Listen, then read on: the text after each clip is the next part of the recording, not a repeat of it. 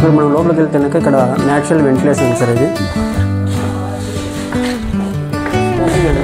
Okay అండి.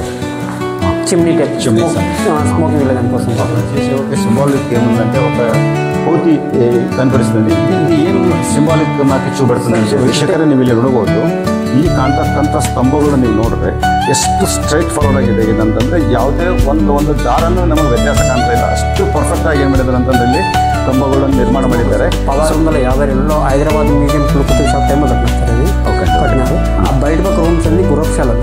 మనం ఏ విధంగా కార్లో వచ్చేస్తామో వాళ్ళు గుర్రాలలో వచ్చి స్టే చేసేవాళ్ళు అనమాట. అదేవిధంగా లోన్ భాగం డ్యామేజ్ అయిపోయినాయి. ఇప్పుడు వాళ్ళు డౌన్లో కట్టుకున్నారు. వాళ్ళు వెనక భాగంలో డౌన్లో ఎందుకు కట్టుకున్నారంటే బ్యాక్ సైడ్ ఎవరు రాలేరు కాబట్టి డౌన్లో కట్టుకున్నారు. కాబట్టి ముందు భాగంలో ఎవరైనా వచ్చినట్టు తెలిసిపోతుంది. ದೇವಸ್ಥಾನಗಳು ಮತ್ತು ಕೋಟೆ ಎಲ್ಲ ಸನ್ಸೆಟ್ ಮತ್ತು ಸನ್ರೈಸ್ ಈ ಎರಡಕ್ಕೂ ನೋಡ್ತಕ್ಕಂಥ ಅದ್ಭುತವಾದ ಒಂದು ವೀಕ್ಷಣೆ ಸ್ಥಳ ಏನಾಗಿದೆ ಅಂತಂದರೆ ಈ ಗ್ರಾಮದಲ್ಲಿದೆ. ದಯವಿಟ್ಟು ನೀವು ಈ ಭಾಗಕ್ಕೆ ಬಂದರೆ ಈ ಒಂದು ಗಂಡಿಕೋಟೆ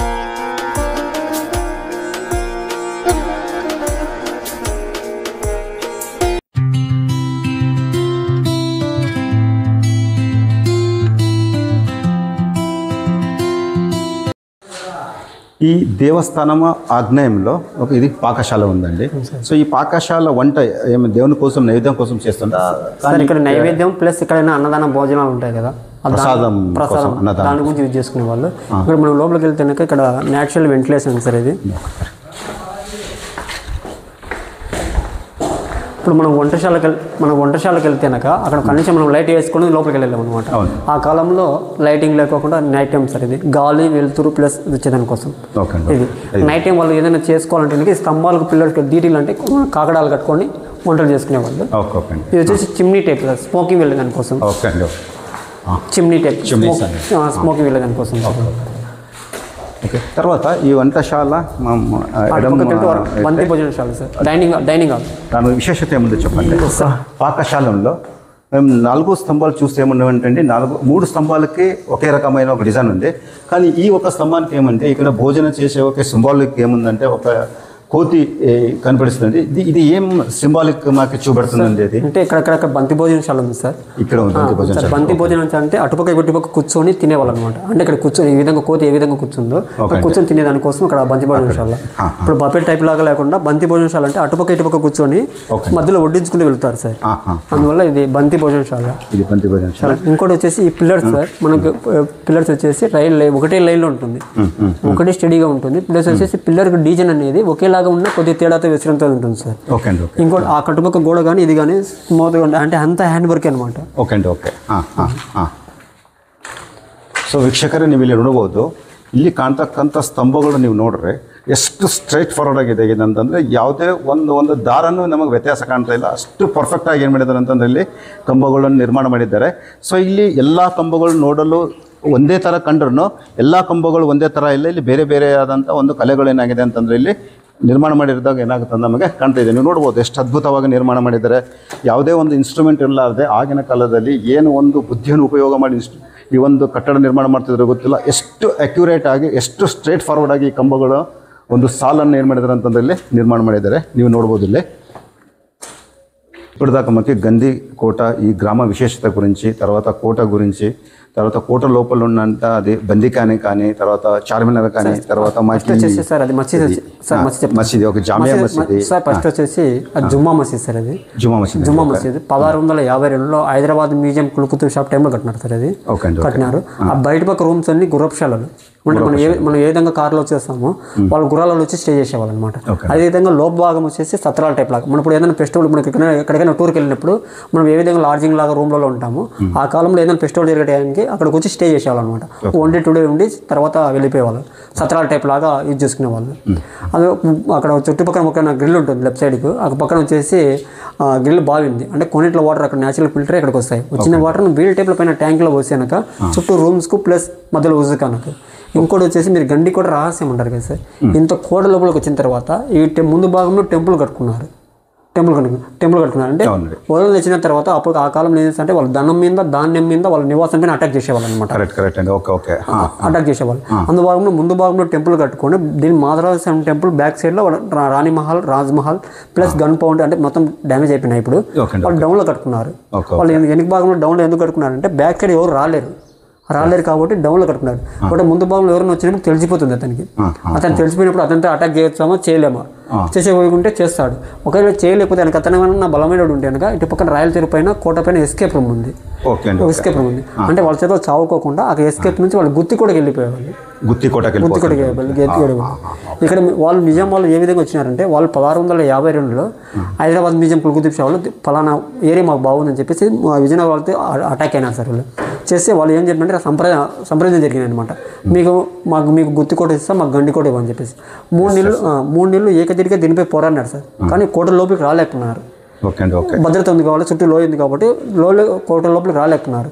సరే ఏ విధంగా మనం ఏ విధంగా చేయాలని చెప్పేసి ఇక్కడ పొదిలి లింగన్ అని ఒక సైనికుడు ఉండేవాడు విజయనగరం దగ్గర. ఆయన దగ్గర డబ్బులు గమ్ముడిపోయి మనం ఏ విధంగా చేయాలంటే ఒక ముస్లిమ్స్ అమ్మాయిని, మీరు అమ్మాయిని ఒక ముస్లిమ్స్ అమ్మాయిని రాయబారిగా పంపించేసి ఆయన అందచందాలతో ఒక వ్యక్తికి ఒక వీక్ పాయింట్ ఉంటుంది. ఆ విధంగా వాళ్ళు ముస్లిమ్స్ అమ్మాయిని రాయబారిగా పంపించేసి ఆయన అందచందాలతో దీన్ని ఆక్యుపై చేసుకున్నారు. వాళ్ళు వచ్చిన తర్వాత ఇక్కడ మసీద్ ఏర్పాటు చేసుకున్నారు. జుమా మసీద్ చేసుకున్నారు. ఒకప్పుడు అక్కడ శివాలయం ఉండేది. జుమా మసీద్ మూలతో అది శివాలయం ఉండేది. మసీద్ ముందు భాగంలో ధ్వజస్తంభం ఉండేది. ధ్వజస్తంభం తీసేసి వాళ్ళు ఉజు కాలమంగ నమాజ్ కడుక్కొని ఏర్పాటు చేసుకున్నారు. ఇంకోటి వచ్చేసి 4 ద్వారాలు, మన హిందూ టెంపుల్కి ఎక్కడైనా కానీ 4 ద్వారాలు ఉంటాయి. 3 ద్వారాలు మూసేసి మెయిన్ ద్వారం ఒకటే పెట్టుకున్నారు. ఇంకో వాళ్ళు ఇంత చేసిన గురించి ఇక్కడ ఇప్పుడు అప్పట్లో విగ్రహాలు ఇక్కడ గండికోట లోపల ఓల్డ్ టెంపుల్లో ఎక్కడే కానీ విగ్రహాలు లేవు.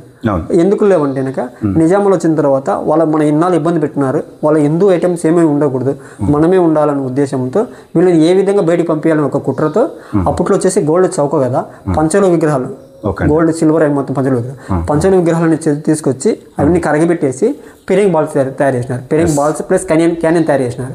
కానీ ఒక ముద్దగా తయారు కాలేదనమాట. డివైడ్ అయిపోయినాయి. డివైడ్ అయిపోయిన తర్వాత ఇంత ఎందుకు చేసినా అనవసరంగా అని చెప్పేసి కొద్ది మెంటల్ అటాక్ అయినారు దాని గురించి, రాజు గురించి. చేసిన తర్వాత మన వాళ్ళు ఇంత చేసిన హిందువులు ఇంత చేసిన వాళ్ళు ఏం చెప్పిందంటే మన విగ్రహాలకు పోతే పోయింది, మూలవీరాట విగ్రహం ఉంటుంది, ఊరేగింపు ఒకటి, ప్రతిష్ట ఒకటి, ప్రాణ ప్రతిష్ట 11 టెంపుల్ ఉంటాయి అనమాట. ఆ విధంగా స్టోన్ విగ్రహాన్ని పూజ చేసుకునేవాళ్ళు. 10 విగ్రహాన్ని స్టోన్ పూజ. వీళ్ళు ఇంత చేసిన వెళ్ళిపోయిన ఉద్దేశంతో వీళ్ళు ఏ విధంగా బయటకు పంపించారని చెప్పేసి మూలవరి విగ్రహానికి గుడిని ఇవన్నీ చెడిపోయేదానికి టైం చాలక 10 విగ్రహానికి ముక్కు చెవి అలా డ్యామేజ్ చేసినారు. అప్పటి నుంచి పూజలు జరుపుకోకుండా ఇక్కడ డ్రాప్ అయిపోయినాయి. సో ఇప్పుడు 2015 నుంచి జనాలు వస్తాను సార్. అంతకుముందు పెద్దగా వచ్చేవాళ్ళు కదా. ఇది ఈ గండికోట కానీ దేవస్థానం ఇక్కడ మొత్తం గండికోట రోడ్ రావాలంటే అప్పుడు ఓకే గ్రావెల్ రోడ్ అనమాట. రోడ్డు సార్ రావాల్సి లేదు. ఇంకోటి మన మొబైల్ లేదు, ఇంటర్నెట్ లేదనమాట. మేము ఇంటర్నెట్ ద్వారా కొద్దిగా డెవలప్ అవుతుందో వస్తుంది. రోడ్డు సౌకర్యం గురించి లేదు. అప్పుడు ఏదో ఓన్లీ ఆర్టీసీ బస్సులో రావాలా, ఆర్టీసీ బస్సులో వెళ్ళిపోవాలి గ్రావెల్ రోడ్. అప్పుడు మొబైల్ నెట్వర్క్ లేదు కాబట్టి పెద్దగా ఇక్కడ ఏం పెద్దగా ఎవరు తెలిసేది గురించి కాదు. సో ఇప్పుడు చెప్పండి సార్. ఇక్కడ మెయిన్గా వచ్చేసి గండికోటకు వచ్చి అక్కడ న్యాచురల్ వ్యాలీ ఉంది కదా, వ్యాల్యూ అనేది అక్కడ సన్ రైజ్ పాయింట్ ఎక్కడైనా వస్తుంది. Sunrise point, sunset point Gandikota important. ఆ రివర్ దగ్గర అక్టోబర్ నవంబర్లో కానీ జనవరి ఫిబ్రవరిలో కానీ మిడిల్లో వస్తుంది. మిడిల్ వచ్చినప్పుడు వాటర్ ప్రతిబింబాలు కనపడడం, స్టోన్స్ అంటే ఇప్పుడు ఎండాకాలంలో వేడి ఎక్కువ తొందరగా పెరిగిపోతుంది. వేసవికాలం లేదు, వర్షాకాలంలో కొద్దిగా స్లోగా అవుతుంది అనమాట. అక్టోబర్ నవంబర్లో బ్యాక్ సైడ్ గండికోట రిజర్వాయర్ ఉంది. అక్కడ సన్సెట్ కనపడుతుంది బాగా. అక్టోబర్ 2 ಪಾಯಿಂಟ್ ಭಾಳ ಇಂಪಾರ್ಟೆಂಟ್ ಸರ್. ಈ ಒಂದು ಗ್ರಾಮದ ಅಂದರೆ ಈ ಒಂದು ಪೆನ್ನಾ ನದಿಯ ರಿಸರ್ವರ್ ಏನಾಗಿದೆ ಅಂತಂದರೆ ಈ ಒಂದು ಗ್ರಾಮದ ಹಿಂದುಗಡೆ ಇದೆ.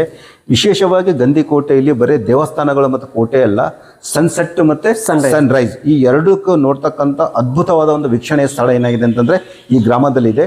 ದಯವಿಟ್ಟು ನೀವು ಈ ಭಾಗಕ್ಕೆ ಬಂದರೆ ಈ ಒಂದು ಗಂದಿಕೋಟೆಯನ್ನು వీక్షణ ಮಾಡೋದನ್ನು మరిబేడి. ఇలిగే దాకా ఈ గ్రామం గురించి, ఈ గ్రామంలో ఉన్న కట్టడ గురించి మాకు ఇన్ఫర్మేషన్ దానికి మీకు ಸಂದರ್ಶನ ಯೂಟ್ಯೂಬ್ ಮೂಲಕ మీకు ಧನ್ಯವಾದಗಳು.